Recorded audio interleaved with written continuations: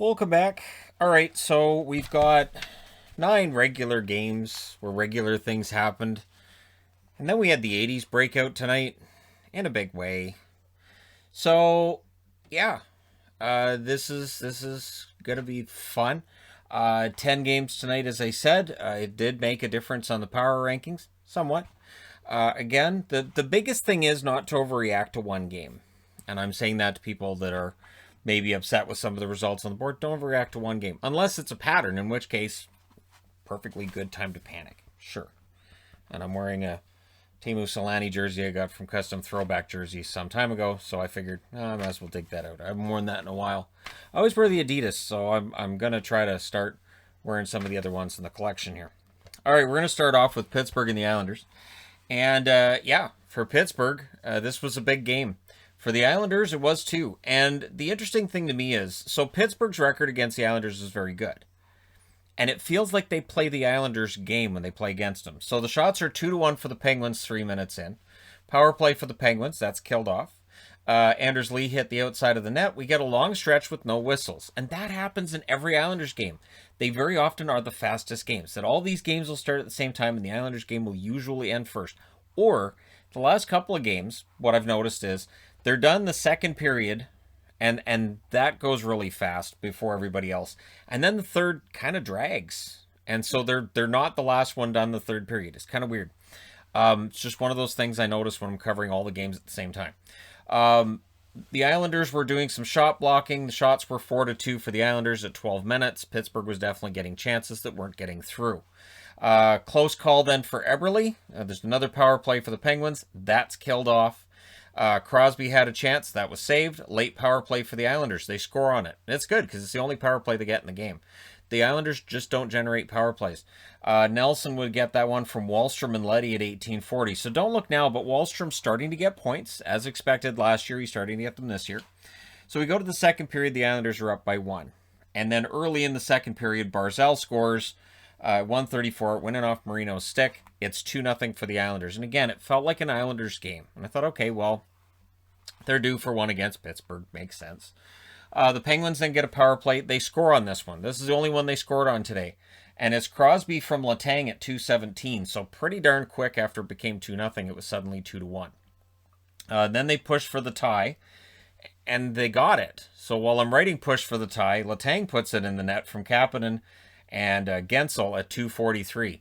So 2 goals in about 30 seconds time, and it's a tie game. They then get a power play. They don't score on that one, but you can see like all the momentum is with Pittsburgh.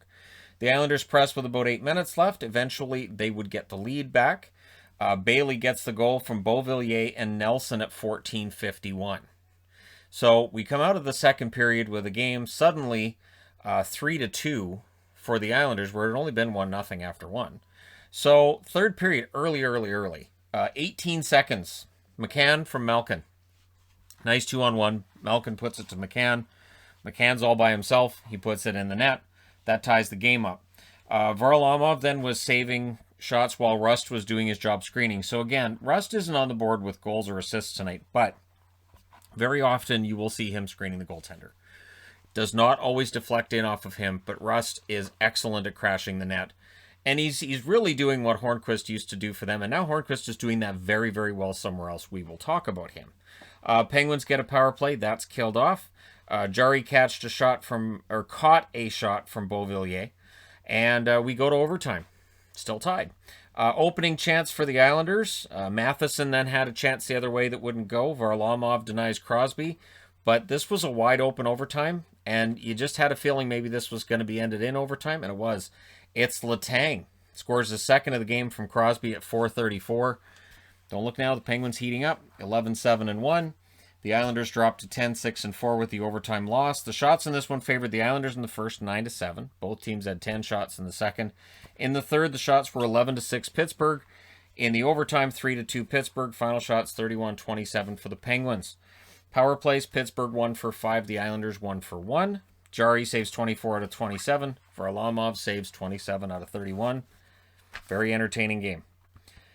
Next up, Dallas. Wow.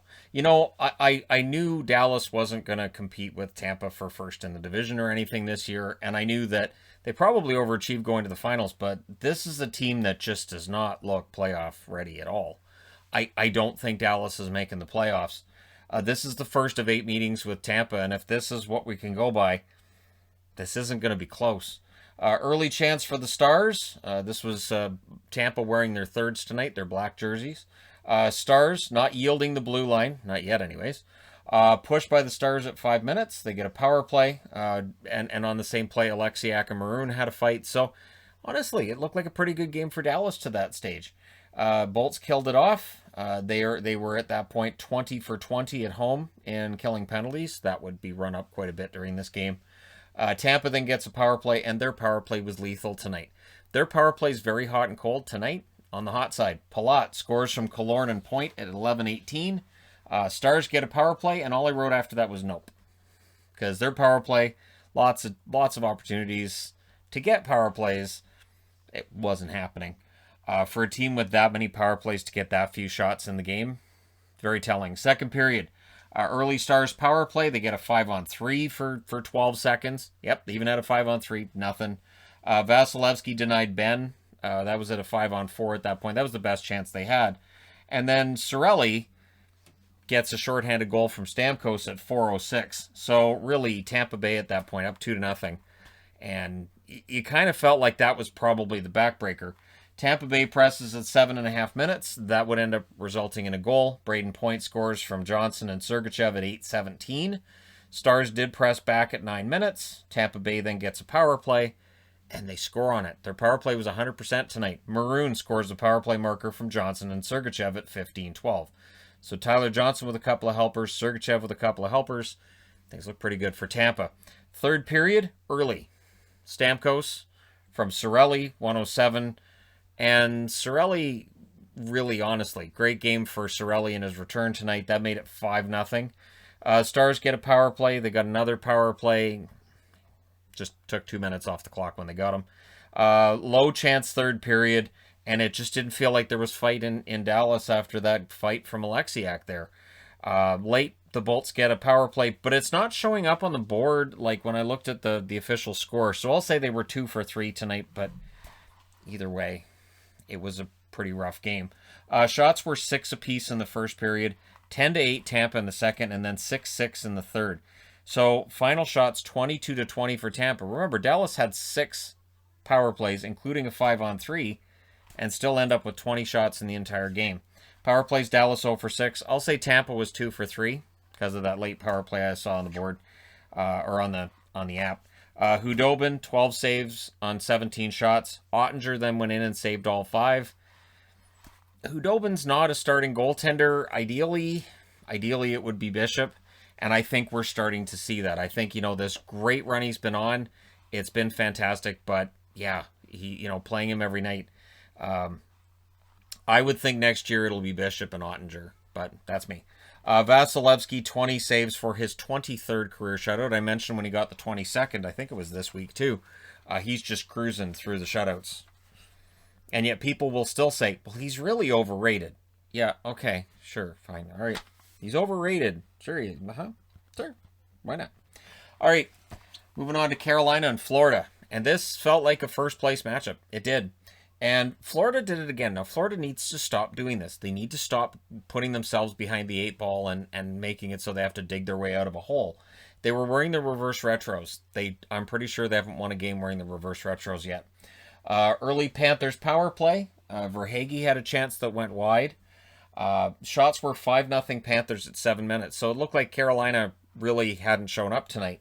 Reimer denied Wenberg. Verhaeghe just missed burying another one. So Carter Verhaeghe had his opportunities today.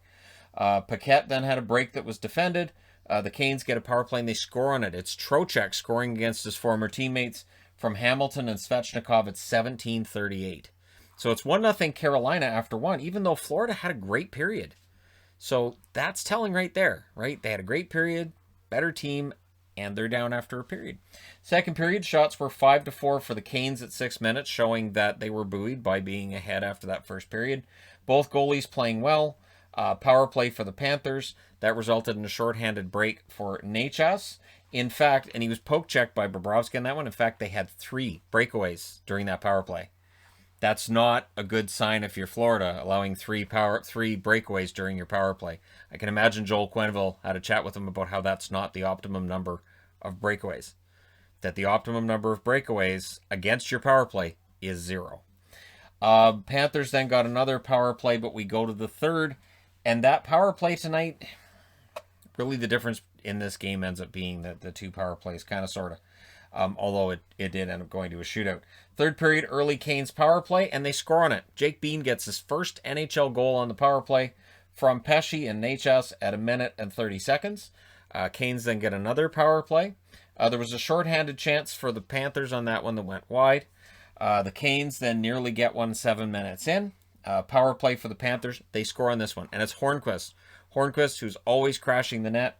He gets the goal from Huberdeau and Barkov at 8:13, and those 3 have got incredible chemistry together. One of the best lines in hockey. Vetrano would then score from Marchment at 10:13, and suddenly Florida, they're tied. Things get kind of scrummy. The momentum's all the Panthers until Foegele.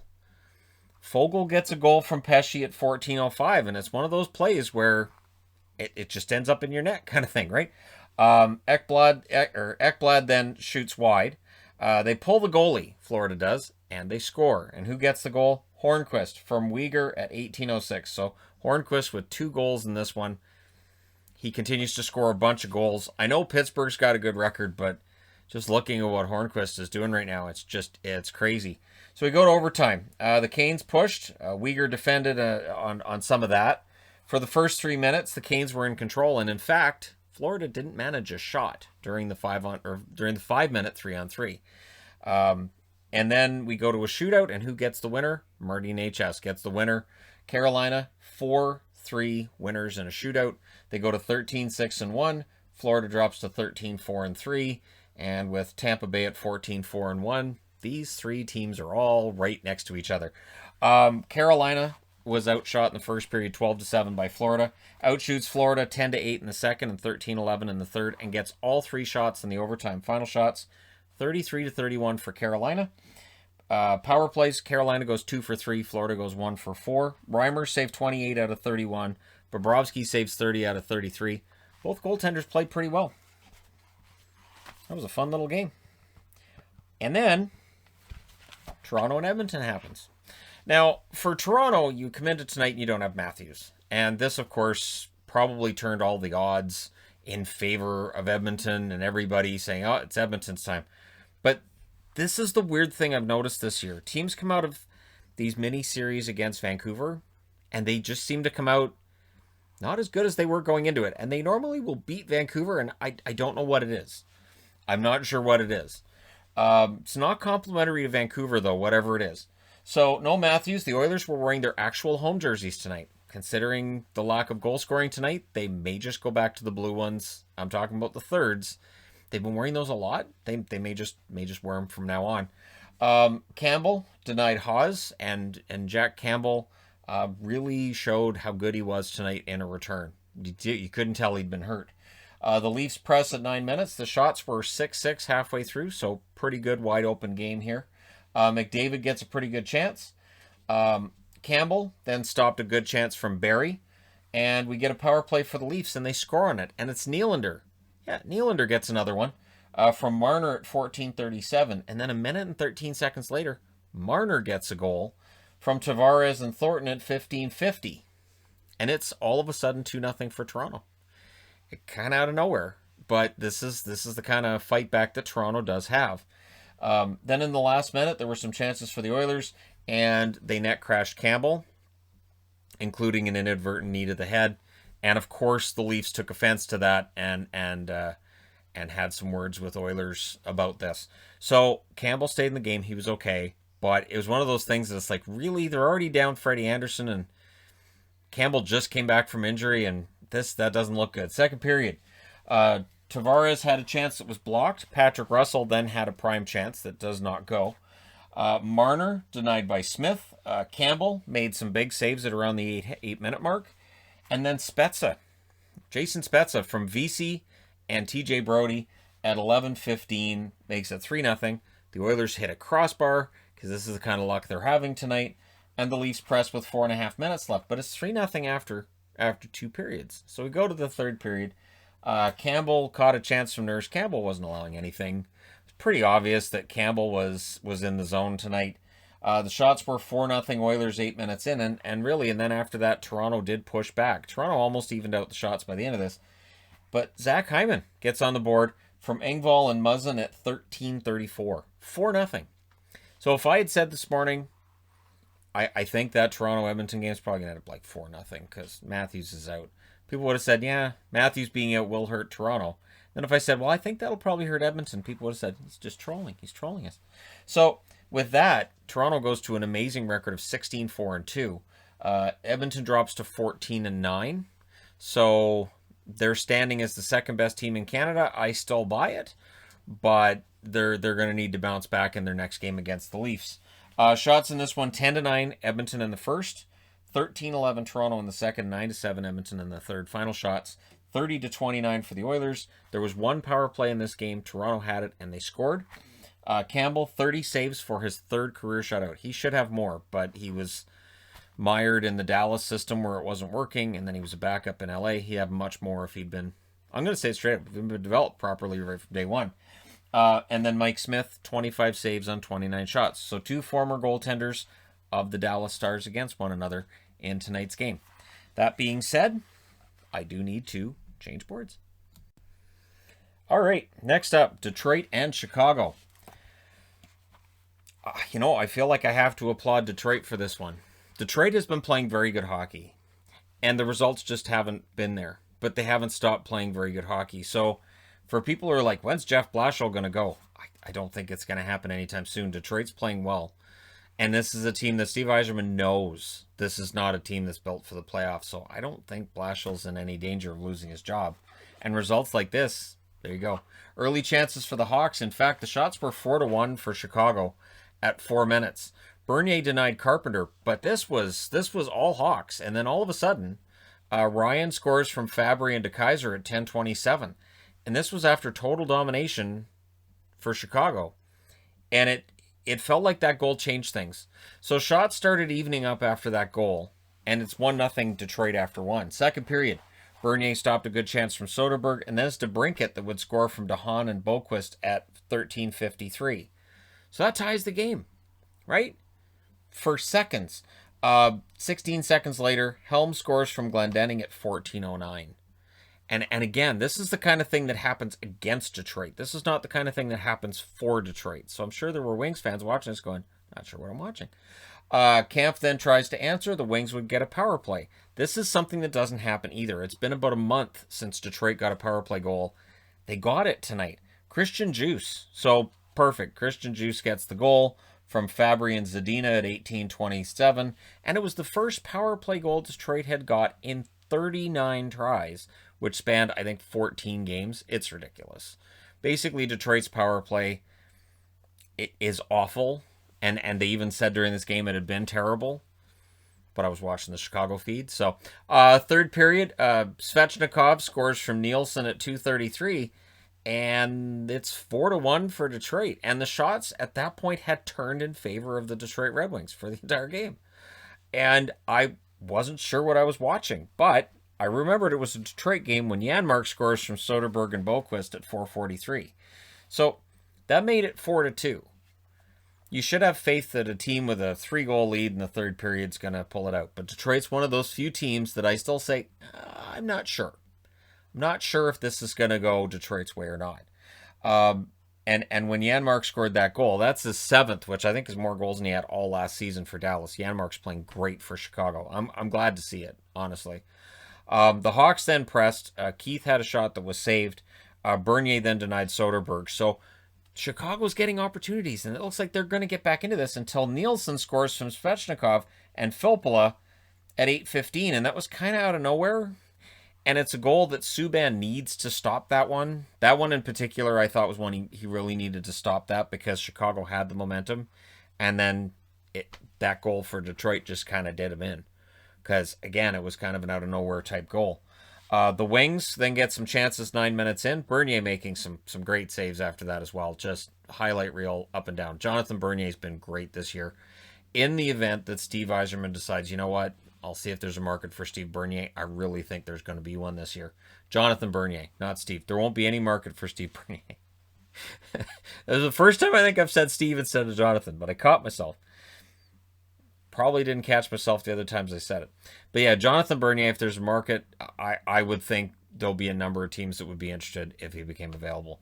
Power play then for the Hawks. That gets killed off. But then Kubalik stays hot. He scores from Hagel and Kampf at 1948. Kind of as a bit of a smirk. Didn't really celebrate it because that made it 5-3.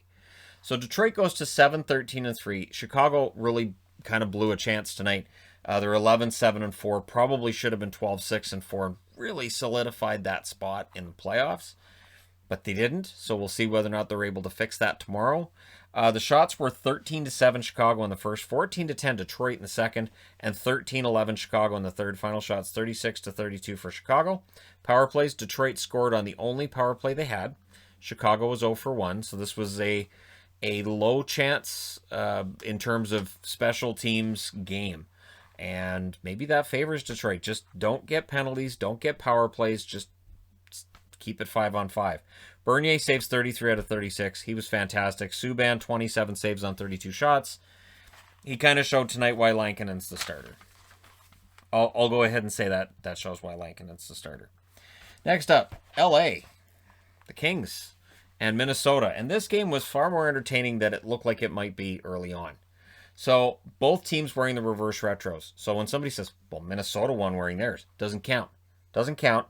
It's a double negative because LA was wearing theirs. And I have to say, it was the best looking game of hockey I've ever watched. These teams wearing their reverse retros against each other might have been the nicest combination of jerseys I've ever witnessed in a game. Yep, I said it.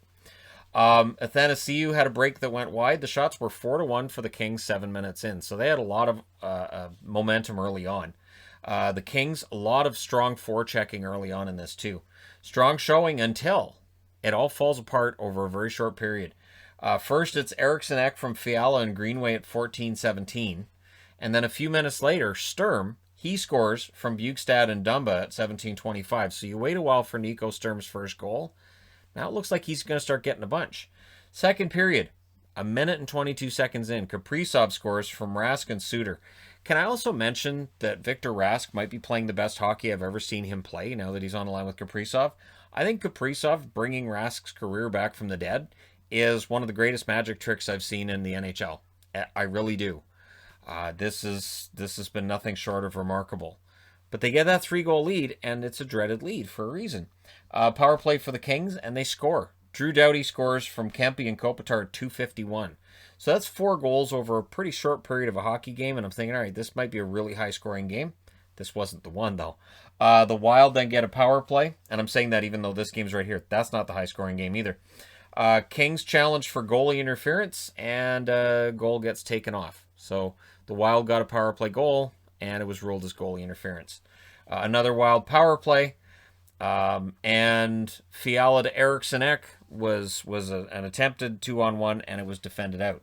And then Austin Wagner at 11:41 makes it 3-2. So suddenly, this game doesn't look quite so certain for Minnesota.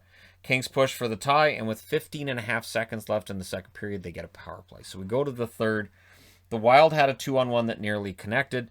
Kakkonen then denied Bjornfot earlier than Roy, but it was on the same play, and it was great. Kakkonen with another pretty darn good game tonight.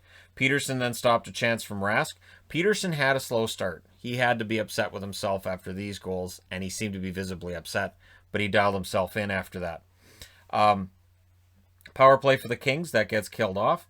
Kaprizov had a pretty good look 14 minutes and 15 seconds into that third period. And then with 2:51 left, the Kings get a power play. So they're up, the Minnesota Wild up by 1, but on that power play, Kempe pretty much right away. From Doughty and Kopitar right off the face-off at 17-15, and the Wild at that point were on their heels. And it looked like this one could end in regulation. It could be in favor of the LA Kings. So we go to overtime. Athanasiou had a chance that went wide.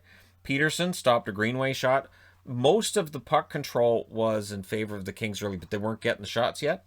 Kaprizov then had a break that was denied, and then they get a power play. So power play in overtime. Spurgeon almost gets one, and then it's Dumba from Zuccarello and Greenway at 4:59.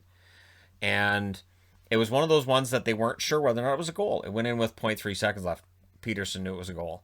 Smashed his stick against the net immediately and skated off. He knew that was a legit goal before 0. And again, it's one of those plays that just split second before the end of the game. And so Minnesota wins this one in overtime, and they run their winning streak to 6, the longest winning streak in the NHL. They're 12-6 now. The Kings dropped to 9-7-4. And again, it's kind of a lost opportunity here where they came back. They did get a point, but they got to be thinking, if this gone to a shootout, maybe we win it. Shots in this one, 11-7 LA in the first, 20-10 Minnesota in the second, and yet they got outscored 2-1. 9-6 Minnesota in the third, and then 6-1 Minnesota in overtime before they got the winner. 42-28 were the shots in favor of the Wild. Power plays, LA goes 2 for 4, Minnesota goes 0 for 3. So Minnesota's power play stays ice cold, and tonight their penalty killing hurt them. Peterson, 38 saves on 42 shots. He was fantastic after, as I said, after the 3 goals go in. And Kakkonen, 25 saves on 28 shots. Decent enough night for him. And, yeah, he ends up getting the victory. So kudos to the Minnesota Wild on that one. All right, next up, Colorado. I want to start with this. So tonight Arizona's playing, and they're wearing their Space Coyotes, and it's mentioned a lot on the board because I want to have fun with it because I know they're never going to wear them again because they don't win when they wear them. They don't play well wearing them at all. And I noticed that the backup goalie tonight, I think it was Aiden Hill, was wearing a hat. And it's a reverse retro hat. And it had like the gecko on the front instead of the Space Coyote. And it had like the desert right here on the brim. And I was like, that's a gorgeous hat. So being me, I closed the NHL app I used to track all this stuff, and I decide I'm going to go shopping. So I go to the Arizona store online. I find the hat, and it says $40. I click on it. All right. And I go to it. Out of stock.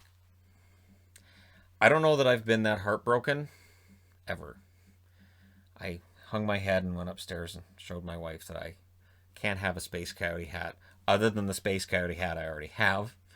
I have one that matches it.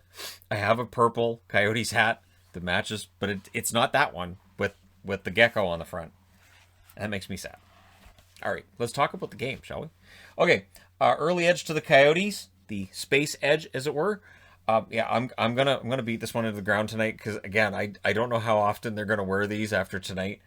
Shots were 6-2 Coyotes, 7.5 minutes in, but Nathan McKinnon, he's got to get off the schneid sooner or later. He gets a goal from Burakovsky and Graves at 12:16. We then get a late power play for the Avs, so the momentum is starting to swing in their favor. Second period, Coyotes finished off killing that power play. Goligoski then defended McKinnon. Goligoski's got like 1 assist, but he's played well defensively this year. Power play then for the Space Coyotes. There's another Coyote space power play after that, because sure, it's a space power play. Post for the Coyotes power play. I imagine it's a space post. And then there were too many Space Coyotes on the ice, so the Avs get a power play. Look, I got to have fun with it because I knew they were going to lose.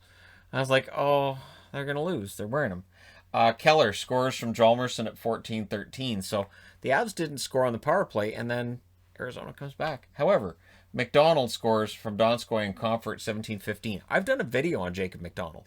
So when he scored and they said, we think that's his first NHL goal, I went, no, that's not his first because I did a video on him back in the day. Third period, early Coyotes chance deflected out. I know it was over 2 years ago because I know it was in the old house. Power play then for the Avs, and they score on it. Landeskog gets the goal from Rantanen and Girard at 1:58. The Avs then press for another.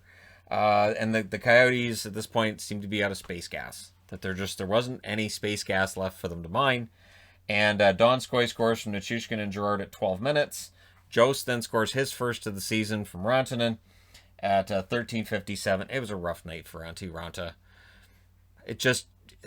It was a rough night for him, and I'm not going to call him out for anything because this is his first game in a while.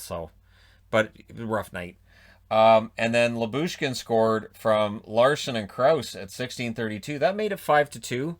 So the Coyotes figure might as well pull the space goalie while we're at it. And they did, and then they allowed a space empty net goal. Belmar from Comfort at 1809. It was a nice goal from Belmar from the other end of the rink. Yeah, the Coyotes lose this one 6-2. So the Avs go to 11-6-1. The Coyotes go to 9-9-3. I'm going to say this for the Avalanche. They win back-to-back against Arizona. I think it's a statement of the weakness of the overall Arizona Coyotes as much as it's a statement of the strength of the Avalanche. But it definitely heads off all that talk about, well, they're going to miss the playoffs. No, Colorado's not missing the playoffs. It's not happening. Shots were 9-7 Arizona in the first, 20-5 Colorado in the second, and then 14-10 Colorado in the third. Final shots 41-24 for the Avs. Power plays 1 for 3 for Colorado, 0 for 2 for Arizona. Grubauer 21 saves on 23 shots. Ronta 35 saves on 40 shots.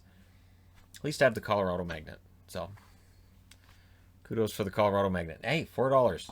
Colorado store. Altitude Sports. I'm not allowed to have my Space Coyote hat, and it makes me sad. I wish I was lying about it making me kind of sad, but it does. Because it's a beautiful hat. I would cross the border right now if I knew I could go to Arizona and get it at a store, and even if I had to quarantine for 14 days after coming, I'd for that hat. It's just one of those things where I'm like, that will never exist again. All right, there are toques, but it's not that hat. So if it's not that hat, I'm not doing it. That being said, I need to change boards. I have to say, I like what Montreal's doing, and I'm going to say that Dom Ducharme has a good plan in mind and that things are going to turn around for Montreal. It doesn't happen tonight because Connor Hellebuck, who got third star in this game and should have been first, was the goaltender for Winnipeg. As long as Montreal doesn't get too frustrated with what happened tonight and they keep doing what they did tonight, they're going to win more games than they lose. Early control for the Habs, and that was kind of a storyline through tonight. Gallagher had a shot that was stopped. Hellebuck very sharp. Jets very flat to start out the game. The Jets had a 2-on-1. Allen made the saves when needed, and Romanov was getting some very nice looks in that first period. And they were lucky that, well, they were fortunate that their goaltender Hellebuck was able to save everything. Because if I say lucky, then it makes it sound like Hellebuck it was luck. And there wasn't. That was a lot of hard work by Connor Hellebuck. So we go to the second period. Early Jets power play. Allen denies Connor. The Habs get a power play. It then becomes a 4-on-4. Danault tried to jam one into the net because he doesn't have a goal yet. So whatever he's got to do to get one, I think he's at that stage now. Allen making some key saves. Ehlers was down. The Jets go to the power play. I was mildly concerned for Ehlers, but he was okay. Stayed in the game. And in fact, Byron got a chance on the penalty kill, and then the power play marker happens. Ehlers from Kopp at 10:38. And immediately after that, Tatar goes the other way and tries to get an answer, and it went high and wide. But you could see that Tatar was honestly dialed in tonight. And clearly Tatar's responding well to getting extra ice time. Game opened up. Habs get a power play. Allen stopped a good chance for Dubois after that power play. And then Suzuki scores from Armia at 15-13. So if Suzuki starts getting his confidence back and he starts playing like we know he can, then that's good news for Montreal as well. The Habs had an edge after tying it. And then the Habs twice tried to kill Sami Niku. I know the first one was Gallagher. And then the second one, I'm trying to think who the second one was, but they were trying to head clip him. And I don't think it was an intentional thing, but after the second one, I'm sure Niku tried to tuck it personally and figured they're trying to murder me. And it did look like they were trying to kill him. So went to the third period thinking, is this when Niku dies?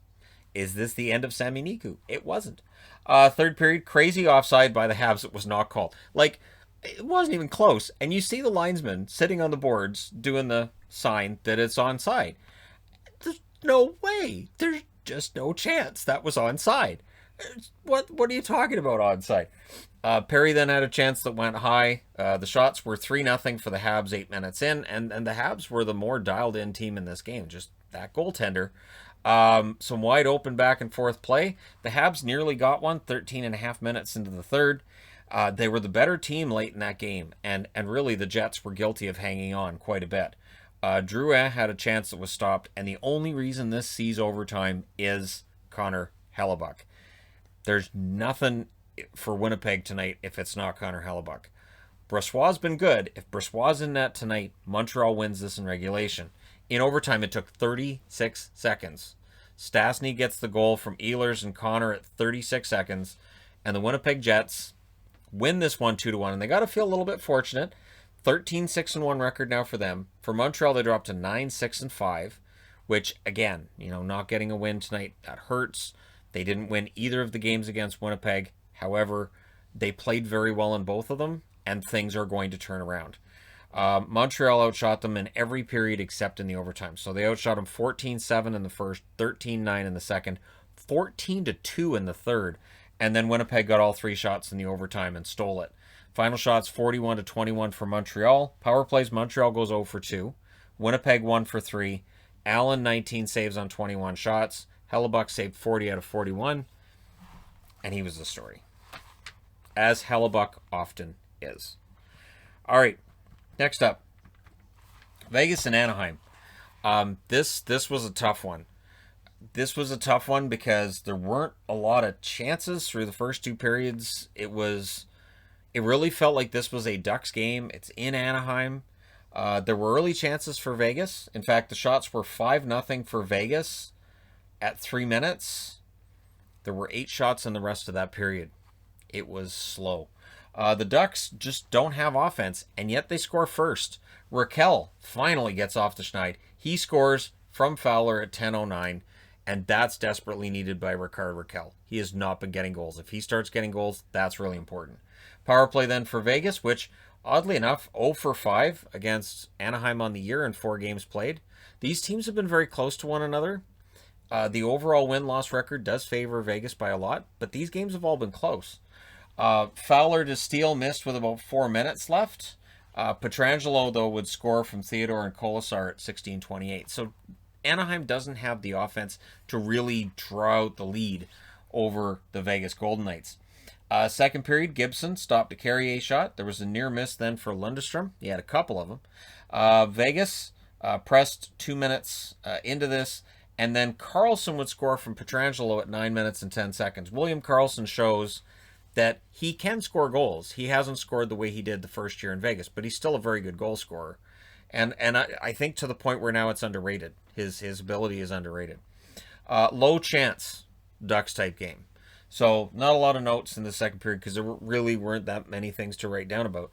Whitecloud had a shot that goes high. Haig had a shot that went off Gibson's shoulder. But again, at this point in the night, all the Eastern games are over. There's a lot less for me to have to keep track of. There's just not much going on here. Third period. Early shots for the Ducks. Gibson then stopped a chance from Theodore as both teams seemed to wake up in the third period. Hutton almost put one into his own net. Throws it across the crease. And if not for Gibson jumping out of the way of the puck, that probably goes in off Gibson. Would have been a nice own goal for Ben Hutton. Tuck then had a chance. Power play for Vegas. But then we get a minute and 48 seconds of 4-on-4 play. And then with 10:37 left, the Ducks end up taking a timeout because they're shorthanded again. Because they were shorthanded a lot in this game. It was a smart timeout called by Dallas Aikens to make sure that basically Getzlaff make sure he's not gassed out there on the penalty kill. And it was a solid penalty kill after the timeout. Silverberg was one of the key guys on that as well.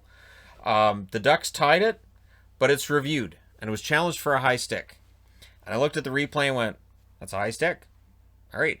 Now, they weren't challenging it as in the goal was scored on a high stick. They were challenging it that the whistle should have gone because the puck was played by a high stick by Anaheim, and then Anaheim put it in.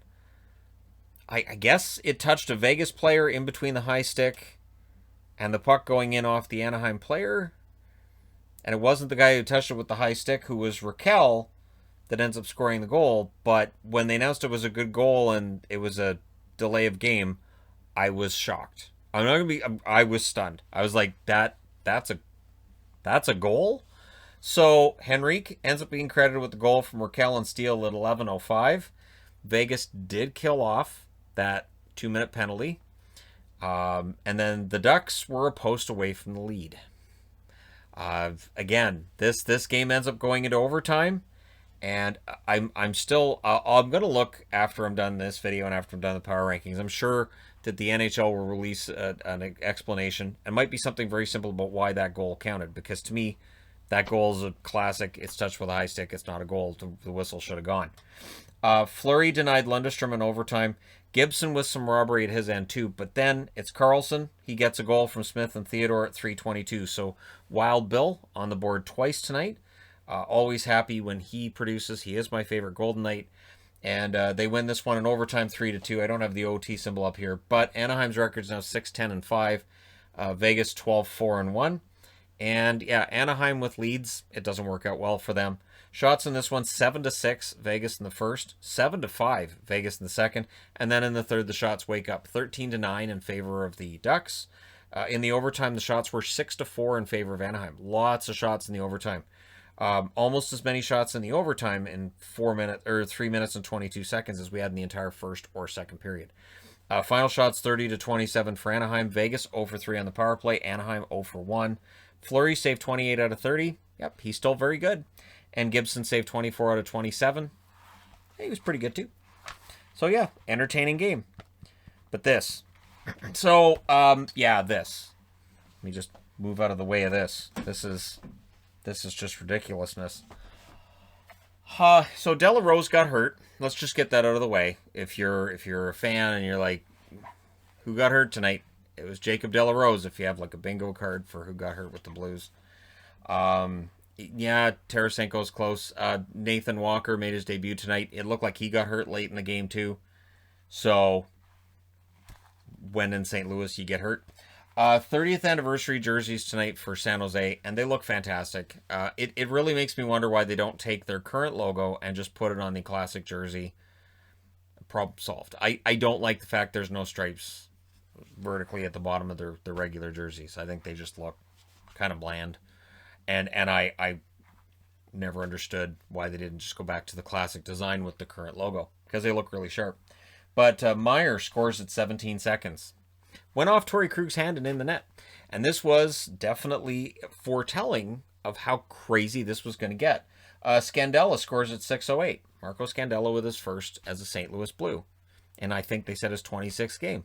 Cool. And then we get a power play for the Sharks, and they score on it. And it's Evander Kane getting the power play marker from Couture and Burns at 10 minutes and 11 seconds. Okay, cool. Vlasic then with some shot blocks. He playing defense. You crazy Vlasic.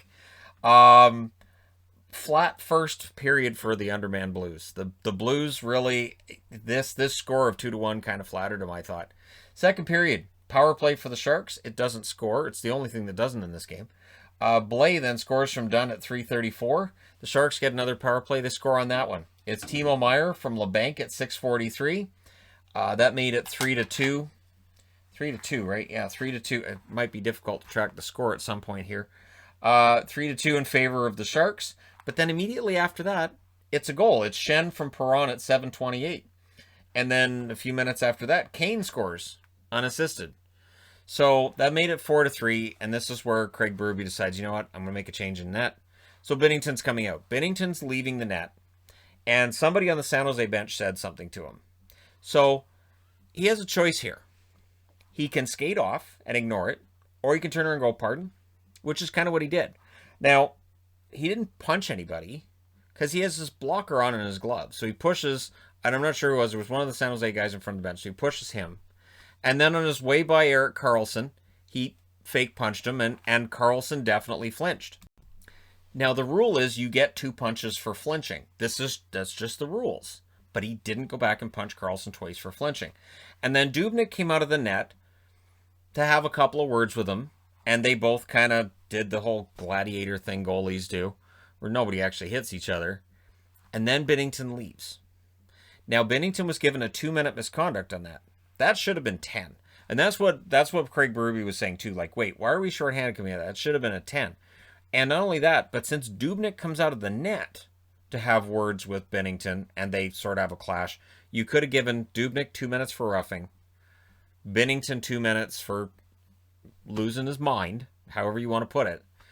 But It's weird because to me, like, yeah, I mean, that could have exploded, but it didn't. And Bennington is an emotional goaltender. He plays his best hockey when he's emotional. His next game, if it's not a shutout, I'll honestly be surprised. If he doesn't get a shutout in their next game, I'll honestly be kind of surprised. But all of that takes place, and the Sharks come out of it with a power play. It then becomes a 5-on-3, which becomes a 4-on-3 as there's kind of a penalty parade going on. Dubnyk denied O'Reilly. Dubnyk didn't deny much tonight. Sanford would score from Kyrou and Krug at 18-16, and then Husso denied Kane.